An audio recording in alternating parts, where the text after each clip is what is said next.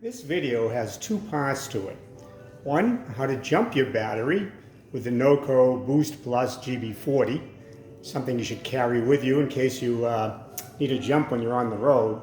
And second is how to connect it to a battery that's underneath your seat and you don't have access without removing the seat. And most of us don't have the type of tools with us to remove the seat. So let's get started. Here is the Noko Boost Plus GB40. It's only to be used with a 12-volt lead-acid battery. It's not for a lithium battery or other types of battery. It comes with the booster, it comes with the two alligator clips, and it also comes with the charging cable. To start, when you get it out of the box, it's going to need to be charged. So let's charge it up. So to charge it up, we have the charging cord, which has a USB to go into the outlet, and it has a small connector end to go into the Noko. Okay, just so you notice, it goes on the left-hand side, and you got the small adapter here, and right beside it is a USB port. So you can use this. That's a USB out port. So you can plug your phone into it, and this will charge your phone as well as jump your motorcycle. So to get started, I'm going to plug this end into the Noko, and I'm going to plug the other end into a USB charging port. You'll notice there's a couple of red lights and a flashing green. With the red lights, it needs to be charged. As those change, it'll go from the red to the yellow, which will mean you've got a 50% charge on it. As it goes to the yellow and a flashing green, you'll have a 75% charge on it. Then the red and yellow will shut off, the green will become solid, and now you have a full charge and you're ready to use it. When you're ready to use it, at the other end, you'll open up the little door, folding flap, and plug in the alligator clips. Now they only go in one way. Okay? Now that you have that, all you have to do is take your alligator clips and put them on your battery terminal, the red to the red and the black to the black. Once you do that, you'll take this button and press it, and when it's white like that, it's ready.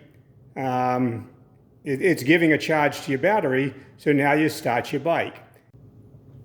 If you get a red light instead of a white light, most likely you have your alligator clips on backwards. The red is not on the red and the black is not on the black, or they're not thoroughly connected. You didn't make a good connection. So just double check on that. You could have a different issue with the bike, but very unlikely. So if you get a red light, you just check your alligator clips and also check to make sure you're plugged in completely into the Noko.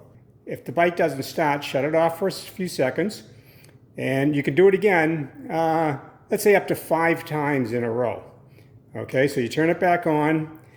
If your bike didn't start right up, leave it on for about 15 seconds, and then try to start your bike again. Once your bike starts, just shut it off and disconnect everything and let the bike charge up by riding it.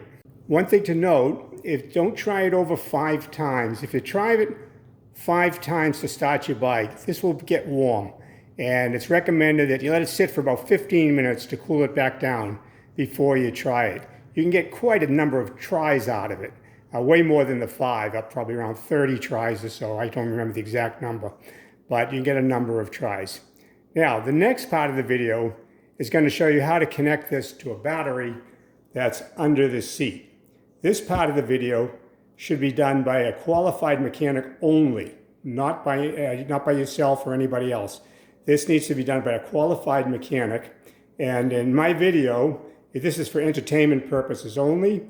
I'm just showing you what to do to just get an idea of how to work on a bike and things like that, not to actually perform this procedure, okay, because it can be dangerous if you don't do it right. So it should be only done by a qualified motorcycle mechanic. This is a VTX 1800, and in this particular case, the battery is located under the seat, at least the terminals are, and you don't have access to it unless you remove the seat. But to remove the seat, I first have to take off the saddlebags to access the bolt. I then can access the bolt once those are removed. And underneath the seat, there's also a little bit of wiring and stuff and some panels above the battery, which also have to be removed. So access is not easy, especially when you're on the road. So another way of gaining access, and this is for entertainment and only to be done by a qualified mechanic, is to run a red wire, a number 2 red wire, from the battery to a convenient spot that's away from all metal. So this is plastic here. This is plastic. I'm good. I've secured it tightly here, and I have an available end there. The opposite end is attached to the battery with my number 2 wire and a round terminal, which I connected to the battery, which is up around here.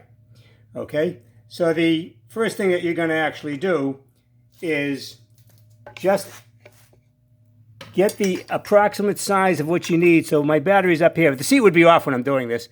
Get this to where I want it and cut my wire about here. The second thing I would do is strip this end only for about 1/2 inch, about as big as that. I will then put on a wire nut. So now I'm free. At the other end,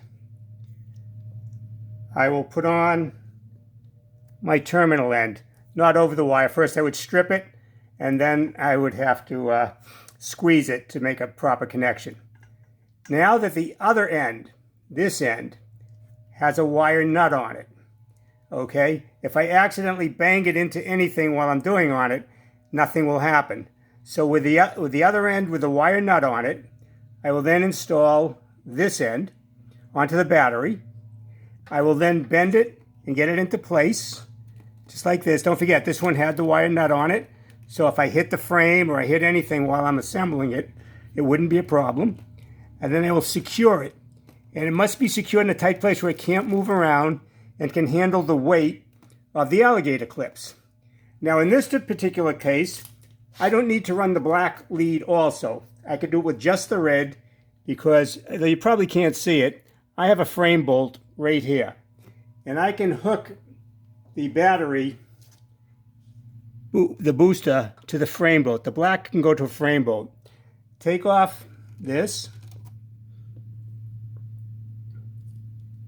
connect that, and you see I've got it nice and tight so it doesn't bend the wire down. Bring my battery booster into place, turn it on. Notice I get the white light. Okay, if they're a red light, you got something wrong. Okay, now I'm going to shut it off because I don't want to overcharge it here. But I could just start my bike at this point, and it's ready to go. So now I'm just going to take this off, immediately put this back on. Now the wire nut must be the appropriate size and fit very, very tight. You do not want it coming off from vibration while you're riding. After you put it on, I would then take electrical tape and go around it onto the wire and back onto the nut and back to the wire several times. So there's no way that it can come off.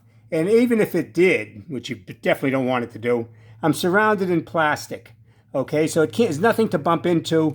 It's solid in its place, and that's how you would do it. Enjoy your bike and happy riding.